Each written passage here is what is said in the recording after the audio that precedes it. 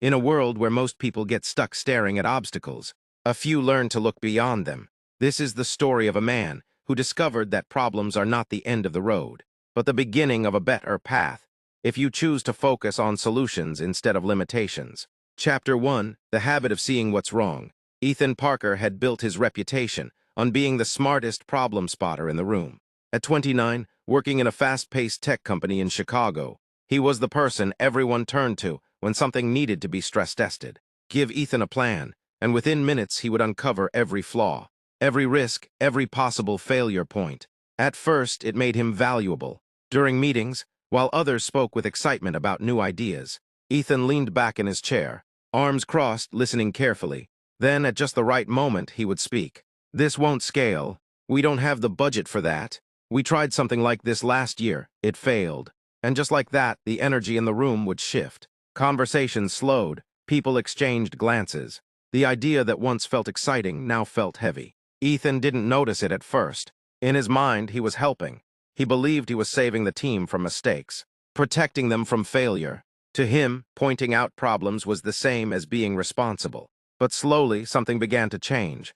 His teammates started speaking less when he was around. Brainstorming sessions became quieter. People shared only safe ideas, the ones least likely to be criticized. The bold, creative suggestions seemed to disappear. One afternoon, Ethan overheard two colleagues talking near the break room. "Don't bring that up in the meeting," one of them whispered. "Ethan will tear it apart." He paused. For the first time, the thought crossed his mind. Was he shutting things down instead of building them up?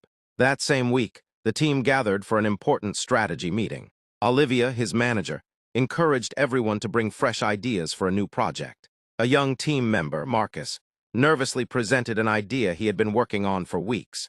There was a brief silence after Marcus finished. Ethan felt the familiar urge rise inside him, the instinct to analyze, to critique, to point out everything that could go wrong. He didn't hold back. "There are too many risks," Ethan said. "The timeline is unrealistic. And honestly, I don't think the market is ready for this." Marcus nodded quietly, his enthusiasm fading.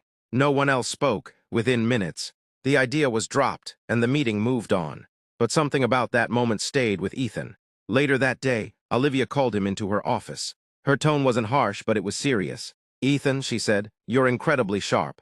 You see things others miss. That's a strength." He waited, expecting praise.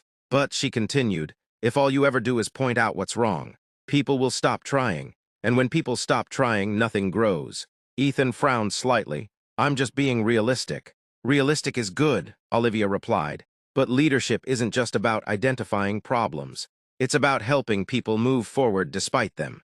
Her words didn't feel like criticism. They felt like a mirror.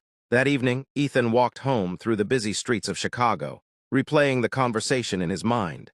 He thought about the meetings, the silence, the way ideas seemed to shrink after he spoke. For the first time, he questioned something he had always been proud of. What if seeing problems wasn't the problem?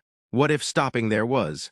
As he reached his apartment, the city lights reflecting off the glass buildings around him, a quiet realization settled in. He had trained his mind to find what was wrong, but he had never trained it to find what could be done. And maybe, just maybe, that was the habit he needed to change. Chapter 2, A Different Question. The next morning felt different, though nothing around Ethan had changed. The same crowded train, the same noise of the city, the same office waiting for him. But inside, something had shifted. Olivia's words echoed in his mind. "If all you ever do is point out what's wrong, nothing grows." Ethan sat at his desk, staring at his screen longer than usual. He wasn't thinking about deadlines or emails. He was thinking about a question, a simple one that felt strangely difficult. What can I do about it? It sounded easy, almost obvious. But for someone who had spent years training his brain to detect flaws, this was unfamiliar territory. Later that morning, the team gathered again for a planning session. Ethan could already feel his old instincts waking up. As ideas started flowing, his mind automatically began scanning for weaknesses. "This won't work, too expensive, too risky." The thoughts came fast, like they always had. But this time, he didn't speak immediately. He paused. It was uncomfortable.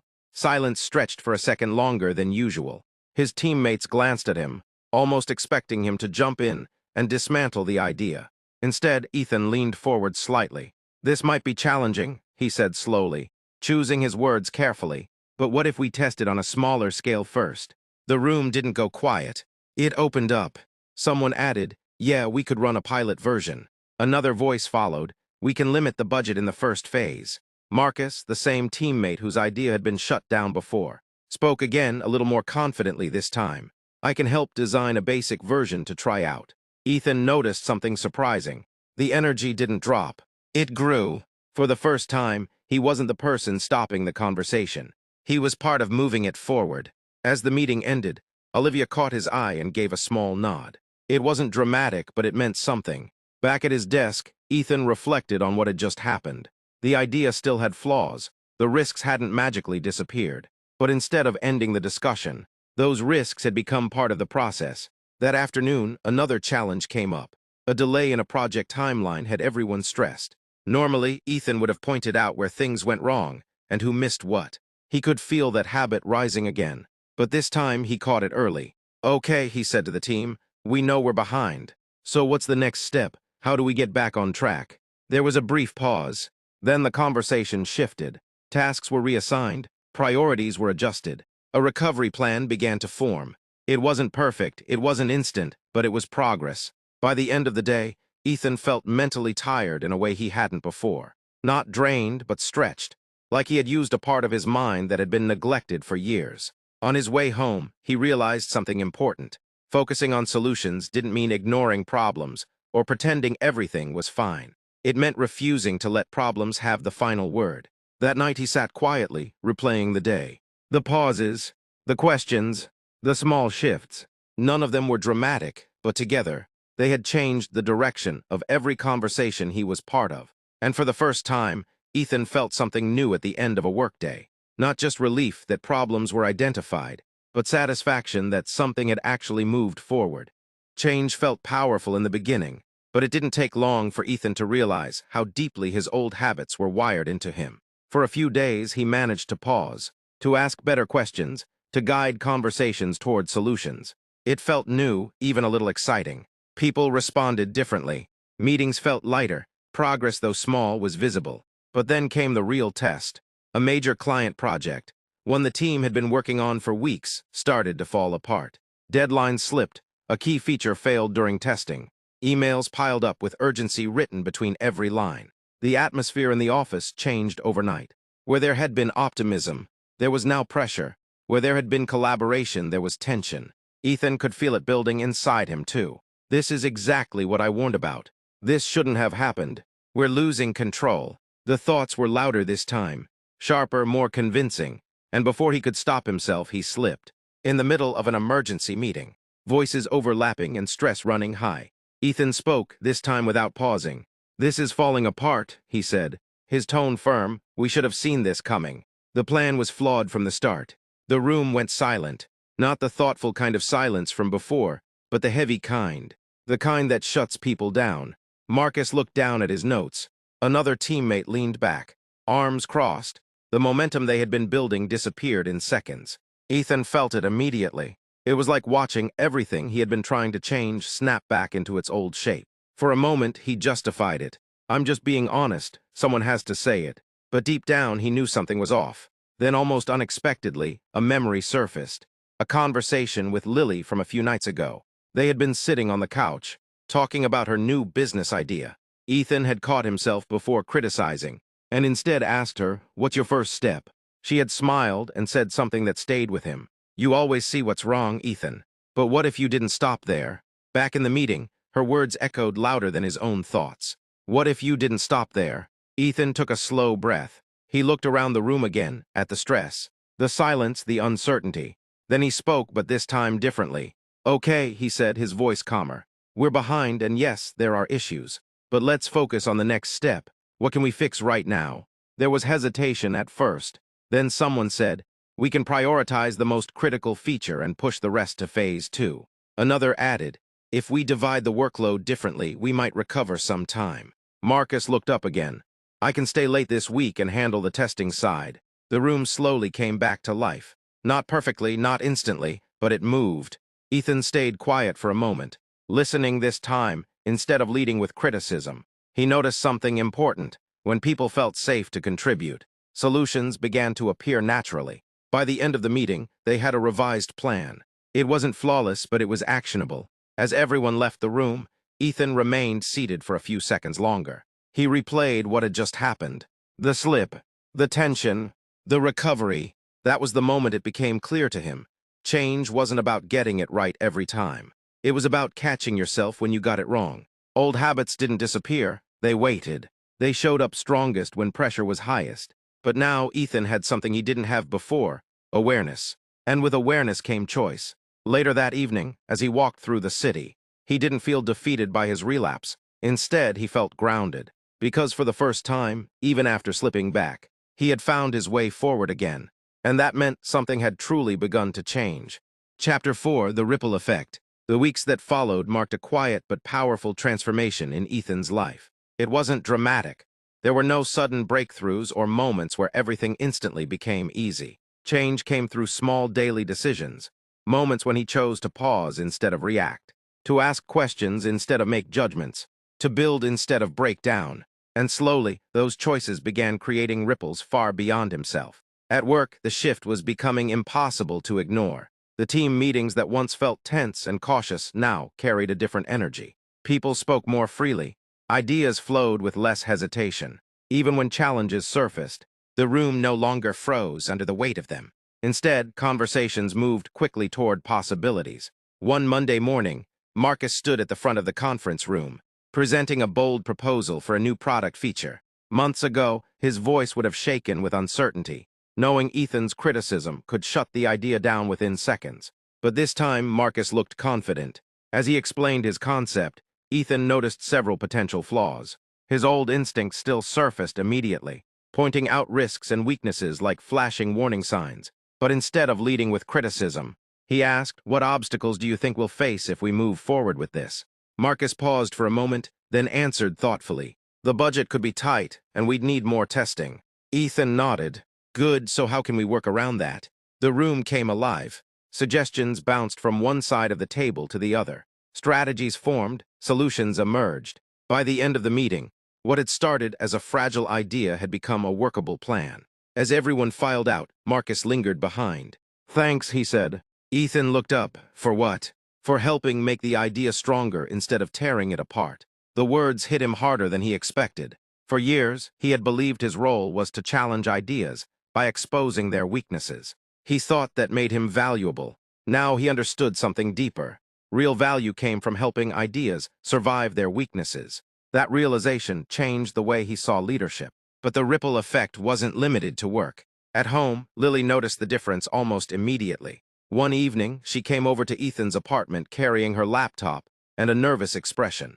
"I've been thinking seriously about launching my online store," she said, "but there's so much I don't know. What if it fails?" Months earlier, Ethan would have listed every reason why it might not work. He would have talked about competition, startup costs, and market risks until her excitement faded into doubt. Instead, he smiled and asked, "What's the first thing you need to figure out?" Lily looked surprised. "Well, I guess I need to choose my products first." "Okay," Ethan said, "let's start there." For the next 2 hours, they sat at his kitchen table brainstorming product ideas, researching suppliers, and sketching out a simple launch plan. The more they talked, the more Lily's uncertainty gave way to excitement. At one point, she stopped typing and looked at him. "You've changed," she said. Ethan raised an eyebrow. "In a good way," she added with a smile. "You used to make everything feel impossible. Now you make things feel manageable." Her words stayed with him long after she left. He realized that his mindset had shaped more than just his own experience. It had shaped how others experienced their own potential. The way he responded to challenges affected the confidence of everyone around him. At work, his team had become more innovative. At home, Lily was finally moving forward with her dream. And perhaps most surprisingly, Ethan himself felt lighter. For years, focusing on problems had made him feel prepared and in control, but it had also left him carrying constant tension, as if every challenge were a threat waiting to unfold. Now there was a different feeling, curiosity. Instead of asking what could go wrong, he was learning to ask, what can we create from this? One afternoon, Olivia called him into her office. She gestured for him to sit and smiled. "I've been watching the changes in how you work with the team," she said. Ethan shifted slightly, unsure where the conversation was heading. "You've become the kind of leader people trust." She continued, not because you avoid problems, but because you help people move through them. Then she added something he never expected to hear. We're considering you for project lead on the next major account. For a moment, Ethan was speechless. Months earlier, he would have thought recognition came from being the smartest critic in the room. Now he understood that true leadership wasn't about proving what was broken. It was about guiding people toward what was possible. As he left Olivia's office, he paused by the large windows overlooking the Chicago skyline. The city stretched endlessly before him, busy, imperfect, full of challenges. And yet, for the first time in years, he didn't see obstacles everywhere he looked. He saw opportunities waiting for solutions. Chapter 5, A New Way of Seeing. A year later, Ethan stood at the head of a conference table, looking at a room full of new faces. He was no longer just a participant in meetings. He was leading them. The promotion to project lead had brought bigger responsibilities, tighter deadlines, and more complex challenges. But it had also given him something else, the chance to shape how others approached those challenges. As the team settled in, there was a familiar energy in the room, uncertainty mixed with ambition. Ethan recognized it immediately. It reminded him of who he used to be, and of the environment he had once helped create. He began the meeting simply. Every project we take on will come with problems. He said, that's not something we can avoid. But what matters is what we do next. The room grew quiet, attentive. We're not here to prove how many things can go wrong. He continued, we're here to figure out how to move forward anyway. It wasn't a long speech. It didn't need to be. Because Ethan knew something now that he hadn't understood before. People don't just follow instructions, they follow examples. And over the weeks that followed, he made sure his actions reflected his words. When a team member hesitated to share an idea, Ethan encouraged them. When a plan had flaws, he acknowledged them, but didn't stop there. Okay, he would say, what's our next step? It became a rhythm, a habit, a standard. Slowly, the team began to mirror it. Meetings turned into working sessions instead of debates. Problems became starting points instead of stopping signs. Instead of fearing mistakes, people focused on adjustments. One afternoon, a situation arose that tested everything Ethan had learned. A major client was unhappy with the direction of a project. They wanted changes, significant ones, and they wanted them fast. The team gathered, tension thick in the air. Ethan could feel the pressure. The stakes were high.